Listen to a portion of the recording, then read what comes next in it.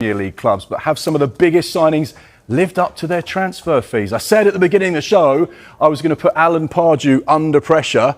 Get your thinking cap on.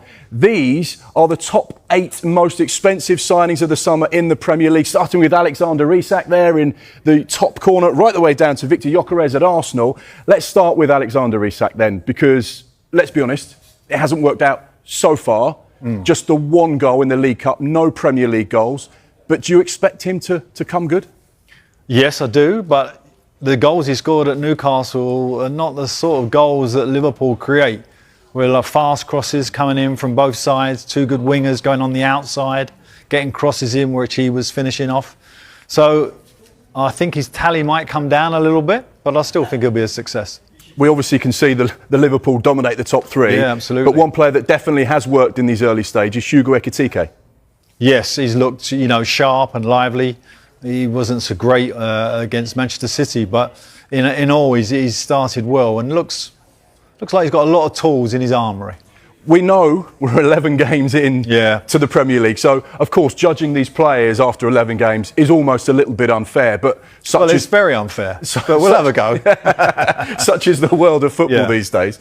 When you were signing players, did you know the ones that would hit the ground running and those that may just take a little bit of time to bed in and get used to the language and the team and the changing room? Well, when you look at Havertz, for example, who looks really out of sorts at the moment and hasn't found his confidence, and yet I'm told on the training ground he's still very buzzy, very sharp, etc. It seems like he needs a bit more time, and that can happen. Yohan Cabaye took it a while to adjust for me, coming out of French League to the Premier League. It's so much more intense. So yes, some do take time, but some come straight into your training ground and change it straight away. And that's a brilliant thing. Let's take a look at the next run. One player that took a little while, Carlos Tevez, didn't score for his first 19 games and then scored crucial goals. This is 9-16 now. You look at João Pedro, he's had an impact at Chelsea, done really well, 7 goals and assists in the Premier League. You look at someone like Ansel Elanga, again, not quite hit the ground running. Wissa injured. But when you look at these are the top 16 players with regards to transfer fees. There's not many players you're looking at going, he's a definite hit. And I guess that's the problem with recruitment, that you're gambling a lot of money and almost praying and hoping that they hit the ground running.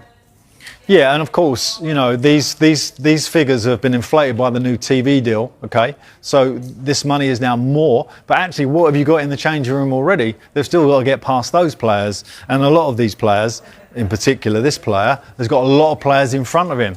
So he's got to do a lot to actually break in the team. Not only find a footing at the club, get used to the training ground, new manager, new kind of information. He's got to get past some very, very good players. Elanga the same, Wissa the same at Newcastle. Florian Wirtz has been the subject of much discussion since his big money move to Liverpool. We'll discuss him in more detail in just a moment. But first, here are the thoughts of Gary Neville after his performance against Manchester City on Sunday. Wirtz is a problem. Let's be clear, let's just call it as it is. It's an issue. He's 120 million quid, and to be fair, I said a few weeks ago about Kirkies that he looks like a little boy out there. Today I thought Wirtz looked like a little boy, and that can't be the case. He's a German international of great standing, and he looks well short in respect of what you'd expect in a top physical Premier League match. So they've got to get him up to speed. They've got to get that sort of little bit of tenacity into him, and that little bit of something that means that he'll start to get into form. Because what they have to do is stick with him and persist, but they've got to find a way to get the best out of him. Yeah, so Gary Neville says they've got to find the way to get the best out of him. Arguably, he paid on the wing, didn't he, against Real Madrid, and that was arguably his best performance so far this season. Do you think they are going to be concerned about this, or are they going to be, OK, look, hang on, as you mentioned, it's only 11 games in, let's not panic just yet? No, they're concerned about it, make no mistake about that, because his impact has really been insignificant at the moment. Just going to Gary Neville's point there, he was never going to be able to play well in that game, because Liverpool weren't doing the fundamentals of the game. They didn't know second balls, weren't up for the pace of the game, and got well beat. So for a flair player to actually excel in that situation, it was never going to happen. So I felt for him in that particular game. There have been other games, though, where Liverpool dominated, and he still hasn't really come to the fore. At Leverkusen, when he played on the side, he played on the left side of a 3 and would drift in, and he would find pockets of space. I'm under the understanding that the reason he went to Liverpool was because they said you'll play number 10. And where he's now ending up is in the middle of an overload where all the Premier Leagues overload the centre of the pitch because it's an area that you can't give up. So he's having a problem to adjust to a new role-ish because he didn't play a lot for Leverkusen there. And also in a league that is so much more kind of energy-based that he's finding it difficult to find a footing. My understanding is from the people that you only need to see who work with him, this is a proper talent and he'll come through. Hopefully he will. You've been brilliant. You're a proper talent for us. Thank you tonight. Welcome back. Have Liverpool lost their edge? Leggy, physically off it and weak. The Sky Sports experts were scathing of the intensity of Arne Slot's side in their defeat by Manchester City. Their legs had gone. It was almost as if they couldn't get up the pitch. They couldn't move. They were walking. Their tempo in the game was nothing. They looked physically really, really well short in the game. They looked physically short in terms of their running. Physically short in terms of actually just getting out muscle. It's really poor for Liverpool. They should be able to get a challenge and get a touch on the ball. I thought Liverpool looked like a really weak team today. That word, lack of intensity, lack of energy, just chopping and changing, bring his subs on, but it just looked really flat. To lose 7 and 10 and 5 league losses already this season, yeah, it has to be a crisis for a club like Liverpool. So should Liverpool fans be worried about their team's physicality? It's been a huge part of Liverpool's identity over the last few years, but in certain areas it is on the decline. The Liverpool press has been an issue this season, and broadly the team are making fewer pressures per game than at any point in the last 6 years. So is this by design to sit off a bit more, or is the press simply not functioning?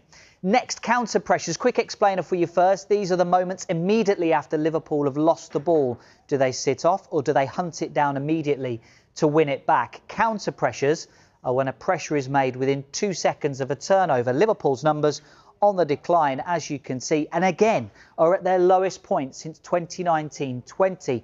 Now, some of this drop-off could be down to opposition sides immediately going long against Liverpool, bypassing these counter-pressure moments, but certainly a significant thing to note. So how else can we look at intensity as well? What about the appetite for tackles and interceptions? Again, a big drop-off. They won the title, remember, in 2019-20 at this point, and only lost 4 games here in 23-24 when tackles and interceptions per game were at their highest. Now, though, you're looking at about a 20% drop-off from last season to this season. So, Darren, what do we think? Has the intensity dropped off from Liverpool this season, and what can they do about it? Well, it clearly has. I mean, those stats are damning, really, and when you look at those, and it must be frustrating for Arne Slot, for the Liverpool fans as well, being Premier League champions last season, and to see the drop-off that they've had. What can they do about it? They've just got to build on they've got to build their confidence back up. They signed a lot of players. It's a turnaround as well. It's Arne Slot's second season. It's more, everyone says it's Jurgen Klopp's team, but this is more Arne Slot's team now. He's made a lot of signings. They need to get back to basics, really, and the basics is what you've just showed us there, the stats. That is all. None of that is about ability. That's about desire and commitment, especially when you lose the ball, the interceptions, the counter presses. Just got to work harder, and that shows from what you've said there. The drop-off. I didn't see these stats before you showed them. The drop-off it's not a good sign. It's not a good look for Liverpool. Yeah, I mean, maths was not my strong point at school, but that does not look like a good graph, does it? I mean, they are sharp declines. Just on the subject of declines, Darren, it's quite interesting with Liverpool in recent years. 19-20 won the league. Yeah. Following season, they lost 9 league games and finished third. 2021-22, finished second, nearly won the quadruple, would have made them arguably the greatest club team in English history. Following season, they finished 5th, lost 9 games. Last season, won the league, had only lost 2 matches by the time they won the title. This season, they've already lost 5. It's quite peculiar, but it doesn't seem... I mean, is it a coincidence? There are obviously loads of moving parts in those 3 blocks of seasons, but every time they've had a great season, they've dropped off the next one. Yeah, I mean... They only lost 4 last season, the whole of last season. Yeah, but 2 of those were when they'd already won the league. Exactly, when they kind of dropped off a little bit, didn't they, towards the end, and 5 already this season. to question already after 11 games is the title over for Liverpool. It must be so frustrating as a supporter. Not just as a supporter, every one of us would have had them at least in the top two. In the top, I think they won it at Canter last season, didn't they? City struggled, Arsenal obviously dropped off as well.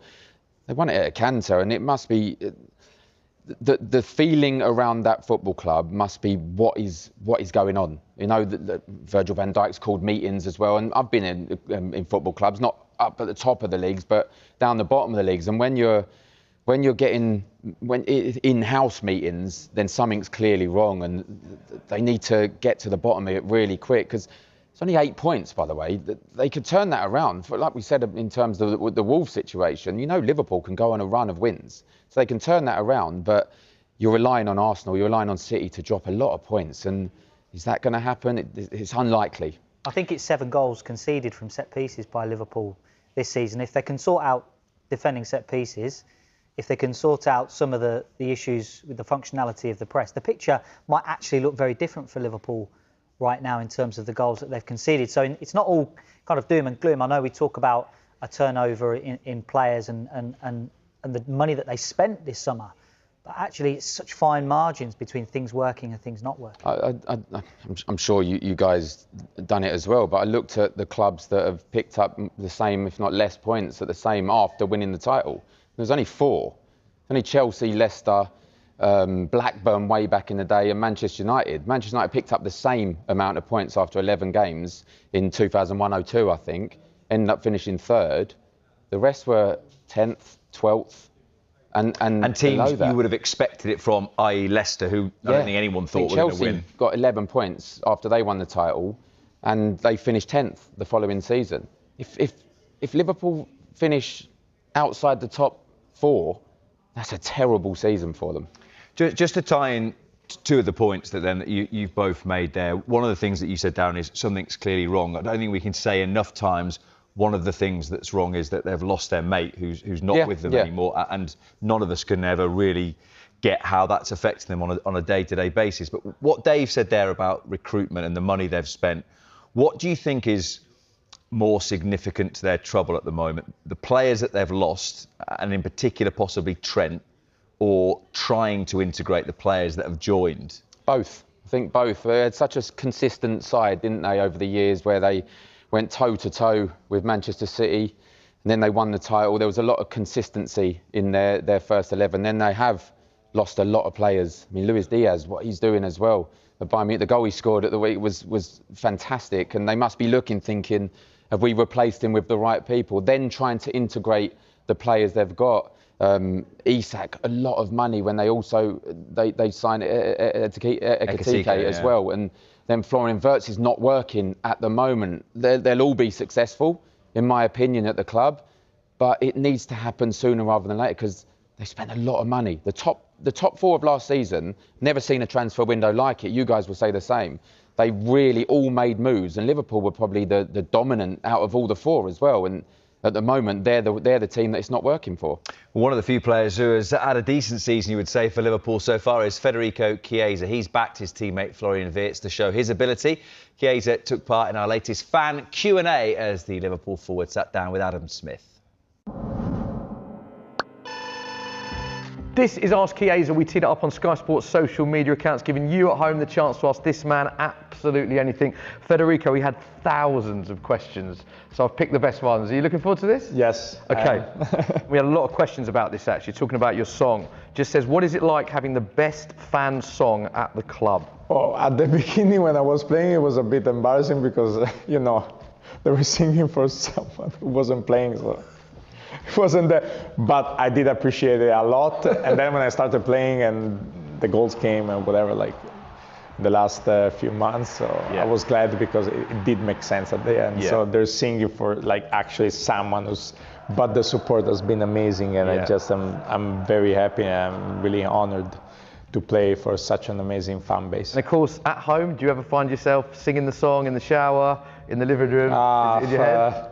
My wife sometimes sings it to me, yeah. Or also the players. Sometimes when I get here in the morning, they go like, "You can hear it like this." I'm like, "Do you want to sing it for us?" No, I'm a bad singer, but they do sing it sometimes just to make fan of me, but yeah, even my wife as well. Sometimes she just chants the song at home, and I'm like, stop it, please.